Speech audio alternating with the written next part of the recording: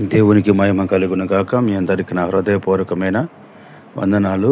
దేవుడు మిమ్మల్ని దీవించాలి, ఆశీర్వదించాలి. మీ పట్ల దేవుడు గొప్ప మేలు కలుగచేయాలని మా నిధిన ప్రార్థన చేస్తున్నాం. మా కొరకు ప్రార్థన చేయండి.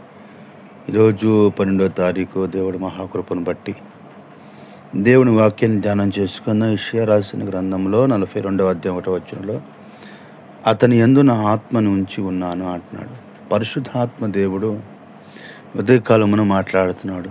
దేవుని ఆత్మ నీ యందు నిలిచి ఉన్నదని ప్రభువు మాట్లాడుతున్నాడు. దేవుడు ఆయన ఆత్మని మన మన మన యందు ఉంచాడు. ఆయన ఆత్మ మన మధ్యలో ఆయన ఆత్మ మన మధ్యలో సంచరిస్తూ ఎటువంటి ఆటంకాలు అడ్డుగోళ్ళు ఉన్నా ప్రభువు తొలగిస్తాడు.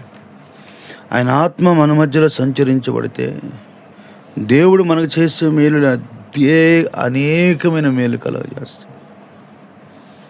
మొదటగా మనం గమనిస్తే మనలో ఉన్న పిరికితనమైన ఆత్మని దేవుడు తొలగిస్తాడు. దేవుని ఆత్మ మనలో ఉండటం వలన. కానీ మనలో దేవుడు ఆత్మ సంచరిస్తుందని మొదట మనం నమ్మాలి.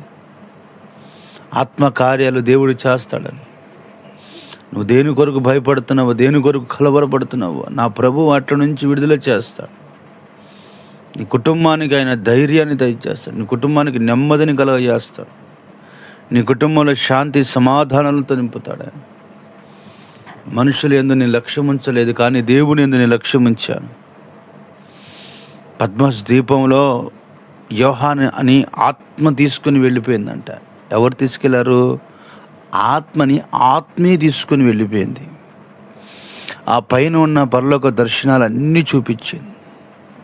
పరలోకంలో ఏమేమి ఉన్నాయో అవన్నీ కూడా చూపించింది.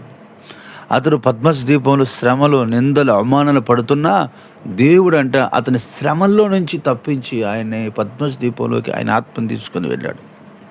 మనుషులు భూమి మీద నిన్ను ఇబ్బంది పెట్టవచ్చు, మనుషులు భూమి మీద నిన్ను కన్నీళ్లు పెట్టియచ్చు, మనుషులు భూమి మీద నేను ఇబ్బందులు పెట్టవచ్చు, కానీ ప్రభు అంటాడు, నీవు నా యందు నిలిచి ఉన్నప్పుడు, నీవు నాతో మాట్లాడుతున్నప్పుడు, నీవు నాకు దేవుని ఆత్మ ఎవరిలోనైతే పనిచేస్తుందో, దేవుని ఆత్మ ఎవరినైతే ప్రవహింపజేస్తుందో వారిని దేవుడు పరలోకపు దర్శనాలు చూపిస్తాడట.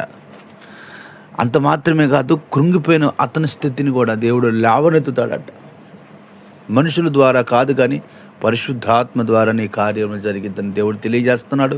నీ కుటుంబంలో కూడా అటువంటి అద్భుత కార్యాలు ప్రభువు చేస్తాడు.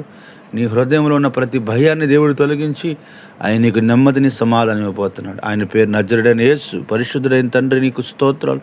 నీ బిడ్డల మీద నీ